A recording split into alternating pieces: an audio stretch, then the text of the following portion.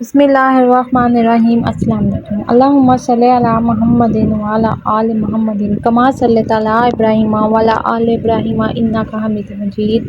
اللہم بارک علی محمد وعلی آل محمد کما بارکت علی ابراہیم وعلی آل ابراہیم انک حمید مجید۔ پیارے دوستو، آپ کا بہت بہت شکریہ، آپ میرے چینل کو دیکھتے ہیں، سبسکرائب کرتے ہیں، لائک کرتے ہیں، جس سے میرا بہت حوصلہ بڑھتا ہے۔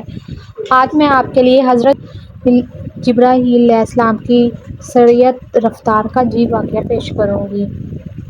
حضور نبی کریم صلی اللہ علیہ وآلہ وسلم نے ایک مرتبہ جبرائیل علیہ السلام سے پوچھا، اے جبرائیل علیہ السلام، کبھی تمہیں آسمان سے مشقت کے ساتھ بڑی جلدی اور فوراً زمین پر اترنا پڑا ہے؟ جبرائیل علیہ السلام نے جواب دیا، یا رسول اللہ صلی اللہ علیہ وآلہ وسلم، 4 مرتبہ ایسا ہوا ہے، مجھے بہت ہی تیزی کے ساتھ زمین پر اترنا پڑا ہے۔ حضور پاک صلی اللہ علیہ وآلہ وسلم نے فرمایا، وہ 4 مرتبہ کس موقع پر؟ جبرائیل علیہ السلام نے عرض کیا، ایک تو جب حضرت ابراہیم علیہ السلام کو آگ میں ڈالا گیا تو میں اس وقت عرش الہی کے نیچے تھا، مجھے حکم ہوا کہ جبرائیل علیہ السلام آگ میں پہنچنے سے پہلے فوراً خلیل اللہ کے پاس پہنچو۔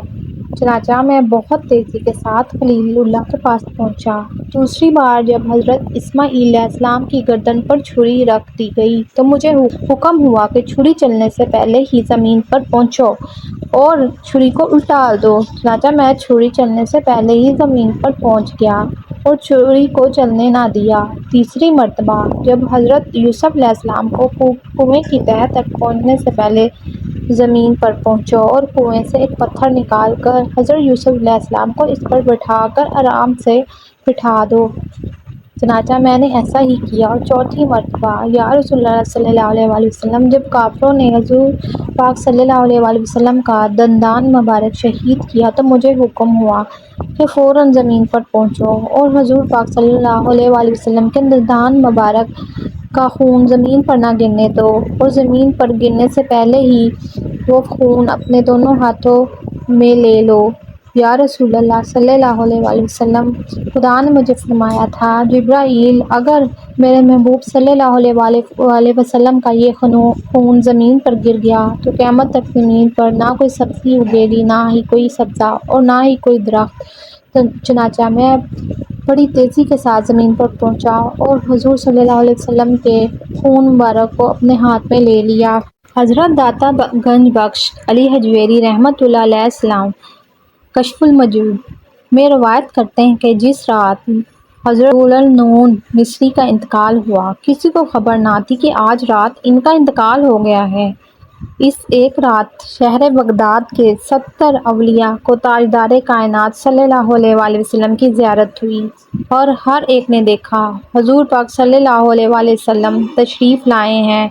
جواب میں ہر ولی نے پوچھا، یا رسول اللہ صلی اللہ علیہ وآلہ وسلم، آپ کیسے تشریف لائے ہیں؟ آپ صلی اللہ علیہ وآلہ وسلم نے فرمایا، ذو النون مصری کی وفات ہوئی ہے، جس کی روح کے استقبال کے لیے آیا ہوں۔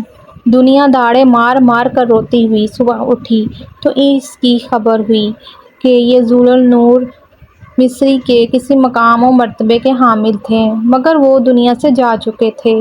جب لوگ ان کے گھر پہنچے تو نور کے کلمات ان کی پیشانی پر لکھے ہوئے تھے۔ اللہ کا عاشق تھا اور اسی کے عشق میں وفات پا گیا، اللہ کا محبوب تھا اور اسی کی محبت میں وصال فرما گیا۔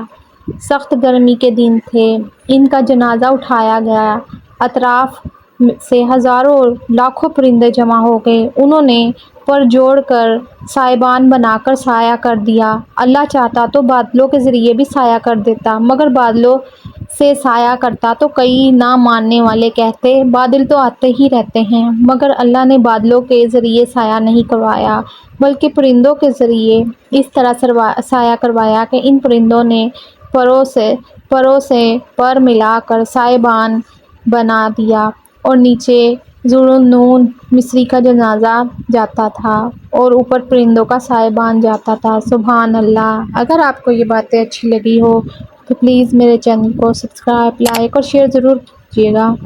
اپنا بہت سارا خیال رکھیے گا۔ اللہ حافظ۔